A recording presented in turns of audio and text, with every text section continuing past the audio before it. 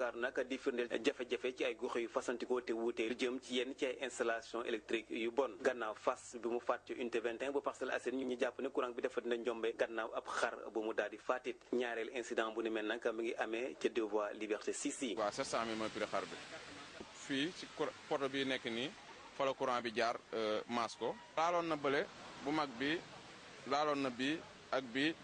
ak bële ci bu weex bële. mu mel ni sax ñaar ci ay doomu aadama ñoom it jot nañ cee loru naam sax méttiwul lool. jàpp na fi ñaari nit ak juróomi xar yàlla moo def sutura rek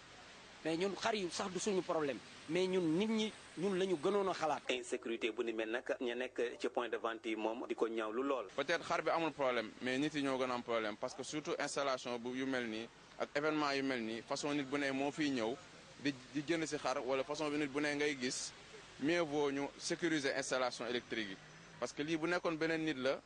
ça va créer des dégâts. Sénégal nag lii mooy suñu problème da ngay teel a aviser ay nit ci problème au lieu que ñu ñëw taxawu ko dañ noonu lañ koy bàyyee naan ñi ngi ñëw tey yàlla mënoon na nattu ñaari nit ñim jàpp ñu faatu fii. élément gendarmerie bu Foire yor kaaraange boobee secteur nag daal di wàcc ci terrain bi ngir xool li nga xamante ni moo fa am ñu yaakaar ni daañu jël motuwaay yi nga xamante ni ñoo ca war ngir muccal askan bi ci yooyee jafe-jafe.